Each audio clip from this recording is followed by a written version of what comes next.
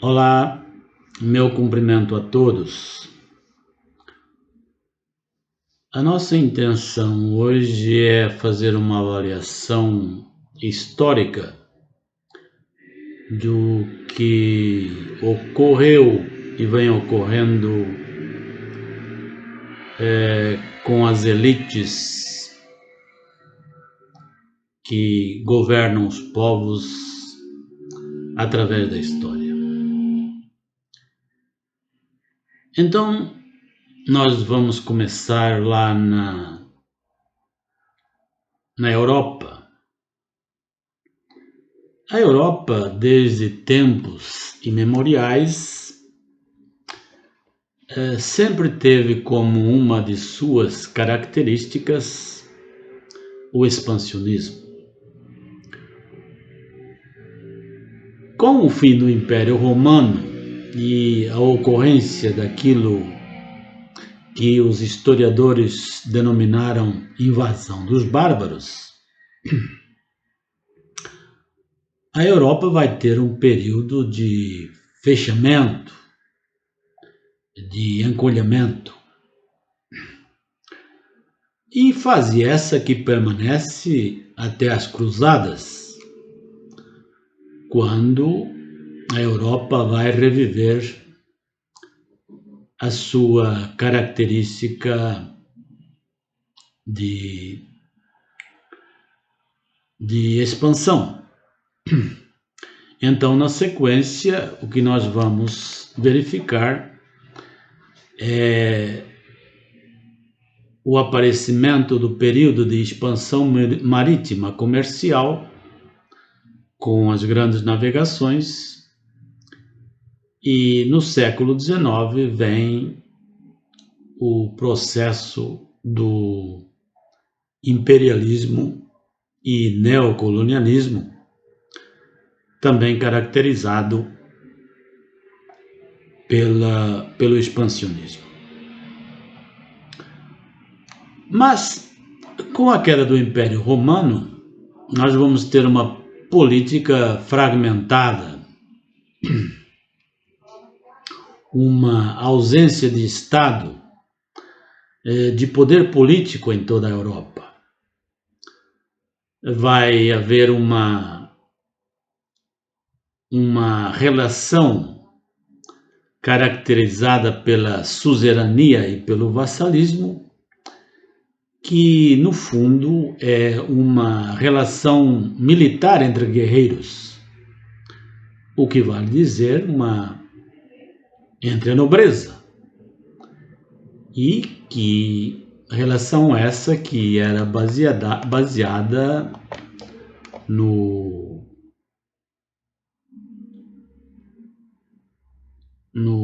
na fidelidade. O suzerano era um nobre que concedia as terras ao vassalo, e o vassalo era o nobre que recebia as terras, e ambos faziam um juramento de fidelidade militar. O vassalo tem o dever de lutar pelo seu suzerano, que por sua vez promete conceder as terras a esse vassalo. Essa relação ela fortalecia o poder local, baseado nos senhores donos da propriedade, já que os vassalos de um senhor não eram obrigatoriamente vassalos do rei. Eles deviam a obediência apenas ao seu suzerano, ou pelo menos, em primeiro lugar, a ele. No feudalismo, portanto, o monopólio do poder não está nas mãos do rei. O rei não tem poder sobre exército algum, o que caracteriza a ausência de poder do Estado. Como consequência também dessa falta de poder do Estado, de poder central do Estado, vamos verificar que não vai haver uma moeda oficial de modo a poder ser usada numa larga extensão territorial. Vamos ver que as moedas vão ser locais, podendo ser impressas em cada feudo. Uma outra característica da sociedade feudal é que ela era uma sociedade estamental, o que significa dizer que não havia uma grande mobilidade entre as classes existentes. Quem nascia numa classe permanecia dentro dessa classe basicamente durante toda a vida. E podemos dizer que essas classes eram basicamente três. O clero, que era a maior detentora de propriedades dentro do feudalismo, e por isso mesmo tinha também um grande número, ou maior número de exércitos, já que sem terra, quem tinha terra possuía também os seus vassalos. E a igreja era também quem dominava a produção intelectual dentro do feudalismo. O clero tinha, portanto, assim, um poder hegemônico em toda a sociedade medieval. Uma segunda classe é a nobreza, que tinha a função militar para lutar e a função de proteger.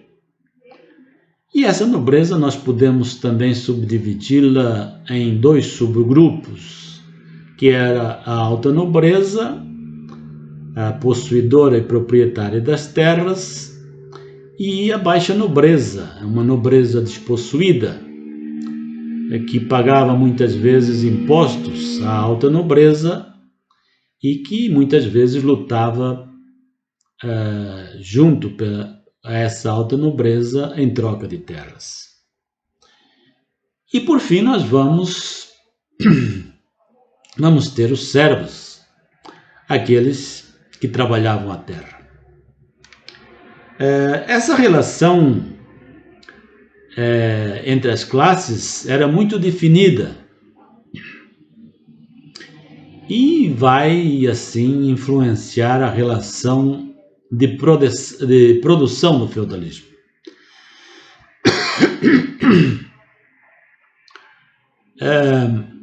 Os servos não podiam possuir terras.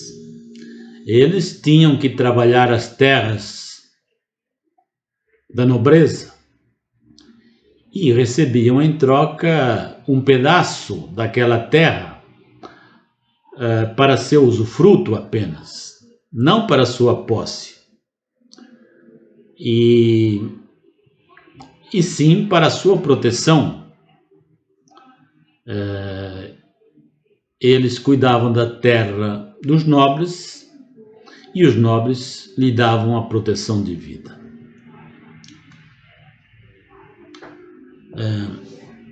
Até os séculos 9, 10, a Europa vinha sendo vítima de um processo constante de guerras, notadamente as carolíngias, e também de várias pestes. Fatores esses que, de algum modo, conseguiram manter a população dos feudos relativamente constantes. Os feudos, afinal de contas, eram limitados, não só em território, como também no que diz respeito à técnica de produção dos alimentos, que era, ao final das contas, muito precária, muito rudimentar. E toda essa situação teve como consequência, assim como que uma saturação dos feudos. A partir do século XI, o que vamos ver é uma sucessão de várias transformações. Vão aparecer várias crises transformadoras, estruturais, dos fundamentos da sociedade.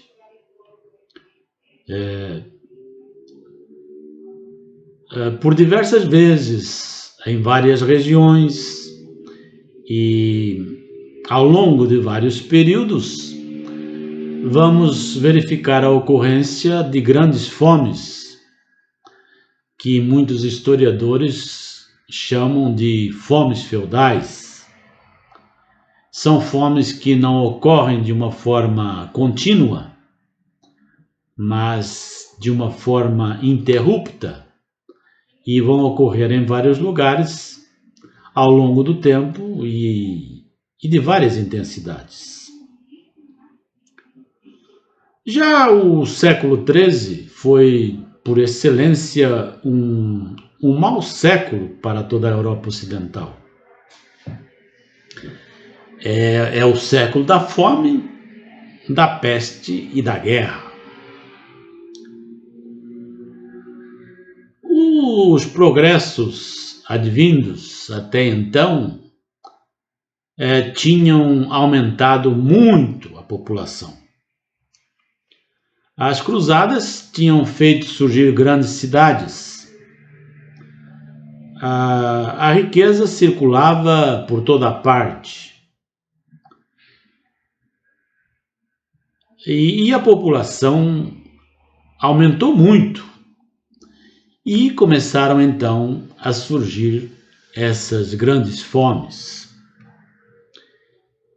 E para piorar a situação, em 1348, alastra-se por toda a Europa Ocidental uma epidemia terrível, aquilo a que se chamou a peste negra. A peste negra matou em certas regiões da Europa cerca de 1/3 da população, com consequências sociais muito importantes, porque os trabalhadores que aceitavam então trabalhar nos campos já eram muito poucos. E agora, com a ocorrência da peste, são ainda menos. E, como consequência, eles deixam de querer servir pelos regimes antigos, aquele regime que era chamado trabalho a bem fazer, que significa exatamente que trabalhava-se um ano inteiro em troca de um bem que o amo lhes quisesse fazer. Isso significa que eles trabalhavam praticamente um ano em troca da pura subsistência. Agora, então, o trabalhador já vai exigir que lhe deem dinheiro em troca do seu trabalho. Chamou-se a isso de um ganha-dinheiro, uma palavra odiosa na época. E é aquilo exatamente que nós hoje chamamos de proletário. Eram aquelas pessoas que só trabalhavam se lhes pagassem. isso pode nos parecer hoje um absurdo, porque é a norma absoluta, mas na Idade Média não era assim. No século XIII e daí para trás, as pessoas trabalhavam sem qualquer salário, apenas em troca daquilo que comiam. E além dessa peste, foi um período também de muita guerra. Foi um século que podemos chamar de ensanguentado, com grandes revoltas dos camponeses contra os seus senhores, com saques aos castelos. Foi a guerra dos flamengos contra os franceses, foi a guerra dos turcos contra os cristãos e foi a guerra dos 100 anos entre a França e a Inglaterra. Uma guerra que começa em 1237 e dura 100 anos. Mas isso é um assunto para uma outra apresentação, não vamos nos dispersar.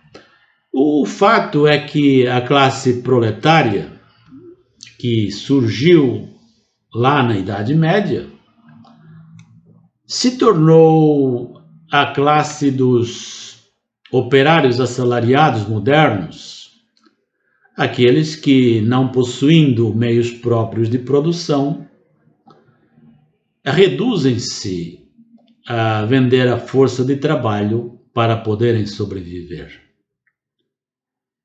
E com o surgimento da burguesia, ela tornou-se a classe da força de trabalho que se opunha a essa mesma burguesia, que era a dona dos meios de produção e, consequentemente, do trabalho produzido.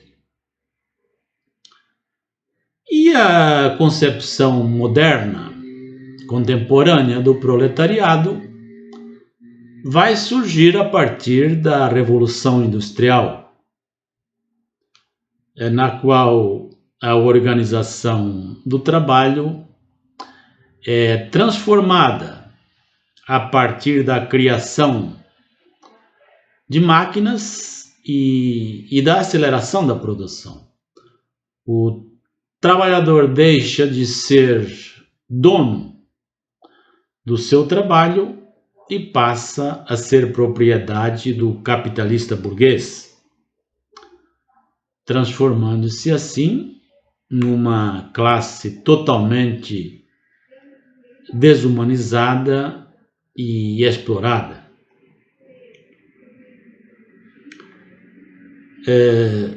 No século XX, a igualdade torna-se um valor dominante na cultura humana em praticamente todo o mundo, devido ao surgimento de novas ideologias como o liberalismo, o humanismo e o socialismo. Mas também devido ao surgimento de mudanças tecnológicas e econômicas ligadas a essas mesmas tecnologias.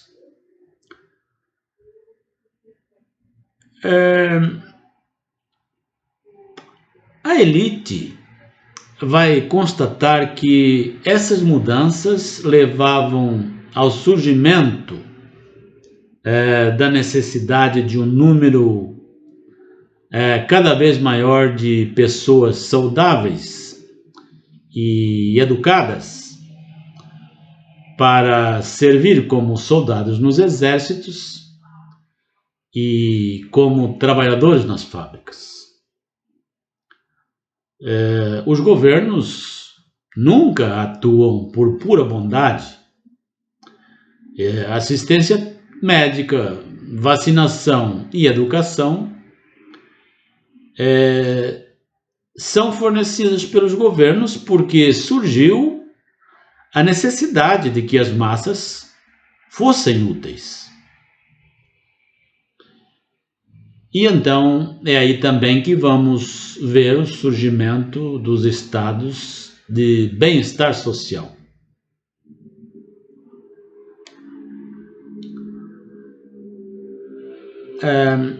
Agora, porém, nós estamos vivendo um outro paradigma.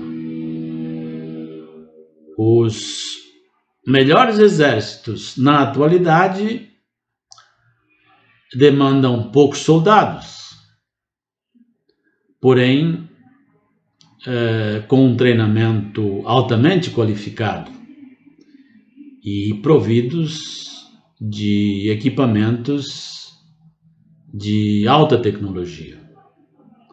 E nas fábricas podemos ver um fenômeno muito semelhante, com uma automatização cada vez mais crescente, dispensando a cada dia um enorme contingente de mão de obra antes exigido na produção. Esse estado de coisas nos possibilita a enxergar o futuro, a existência de sociedades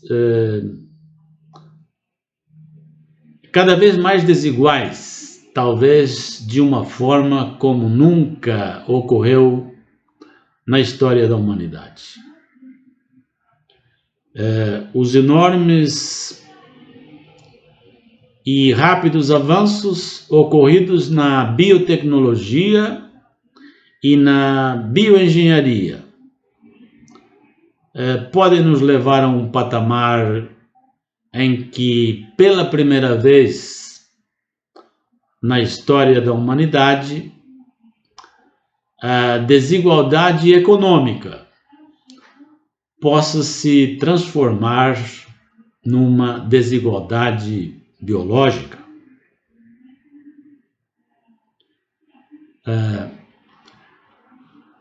A inteligência artificial pode ser encarada como uma verdadeira ameaça à preservação de empregos humanos. Grandes contingentes de pessoas em todas as áreas de atuação simplesmente perderão sua utilidade econômica. E, por outro lado, a engenharia genética está se tornando a cada dia mais disseminada. E só as classes mais ricas podem ter acesso ao que é proporcionado por essa mesma engenharia genética, como alterações biológicas com modificação do DNA, e que poderão transformar essas pessoas numa classe realmente superior às demais, numa classe mais inteligente, mais saudável e com vida mais longa. Podemos mesmo chegar a um ponto em que essa classe aprimorada realmente se torne mais poderosa e faça com que o poder recaia sobre si. No passado, a nobreza tentou convencer as massas da sua superioridade e que, por isso, deveriam deter o poder. E, realmente, isso aconteceu, e por um longo período de tempo. E num futuro não tão longínquo assim, as nossas classes atuais privilegiadas realmente poderão se tornar superiores às massas. E, portanto, nada mais lógico de que possam requerer o poder e a prerrogativa de tomar decisões.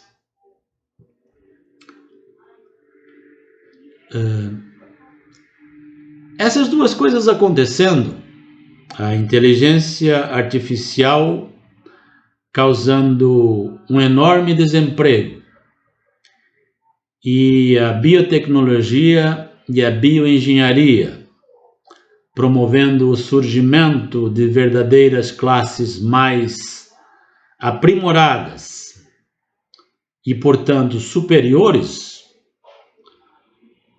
nos levaria a uma situação em que teríamos uma pequena minoria pertencente a uma superclasse humana e uma gigantesca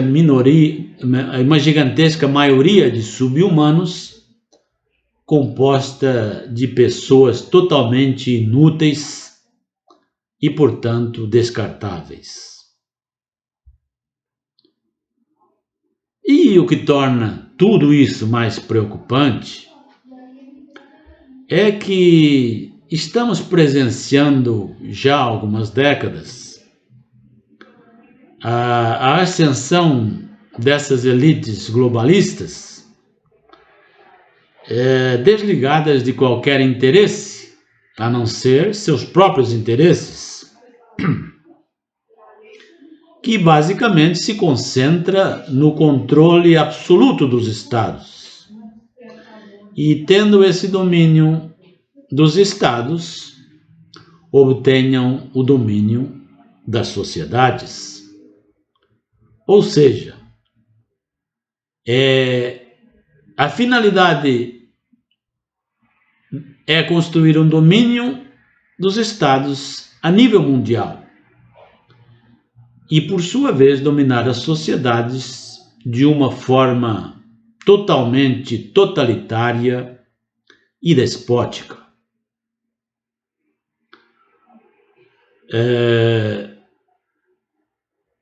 Não é de estranhar que, aliado a esses dois fatores mencionados, da inteligência artificial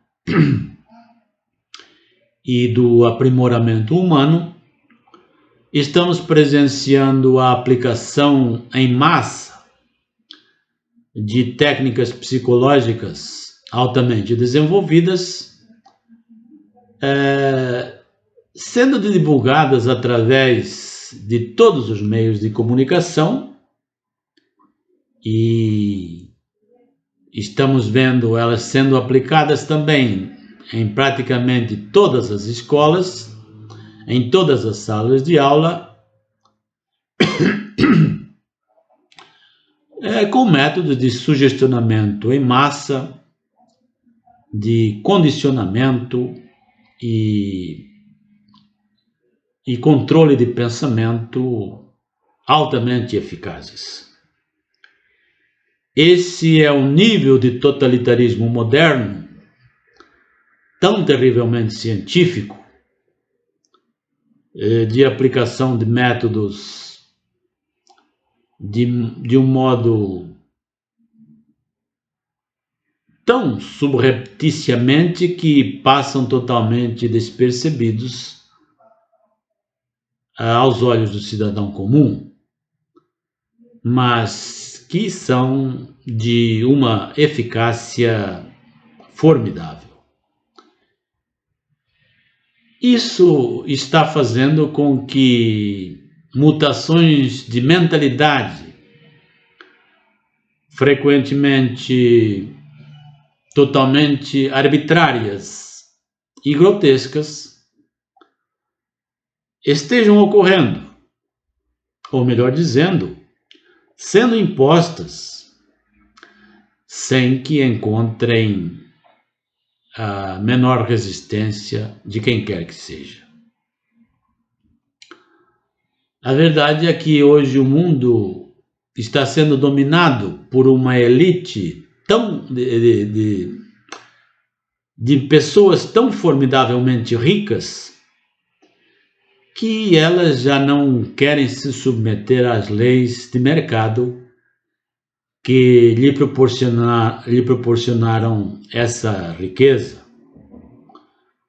Seu desejo é controlar esse mercado e se apossar dele e se tornarem senhores absolutos do mundo. E para isso adotam estratégias para dominar o Estado ou os estados de uma forma global, para que possam implantar suas políticas estatistas necessárias à eternização dos seus oligopólios. E é por isso que, às vezes, pode parecer estranho vermos essas elites darem total apoio a regimes socialistas totalitários, mas a lógica que se esconde por trás de tal posição é que fica muito mais fácil dominar um país controlado por um regime centrista e totalitário, e que, regra geral, é muito mais corruptível do que lidar com governos eleitos democraticamente, sujeitos ao crivo do julgamento popular.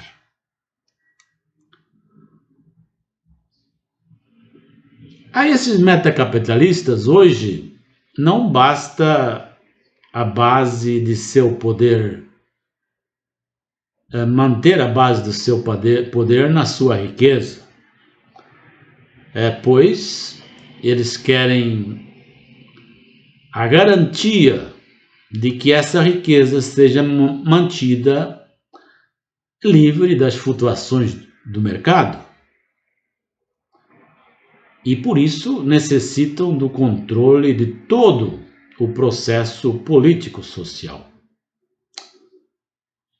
Formou-se assim uma verdadeira aristocracia, capaz de atravessar várias gerações e ficar abrigada à sombra do Estado,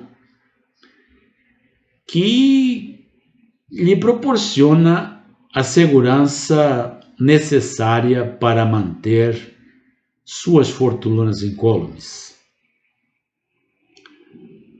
Essa é uma aristocracia nascida não como as anteriores, baseada no heroísmo pessoal e nos valores nobres pessoais, mas numa tomada de atitude premeditada e maquiavélica, fundada única e exclusivamente em interesses próprios e totalmente egoístas, sem um mínimo de sensibilidade social.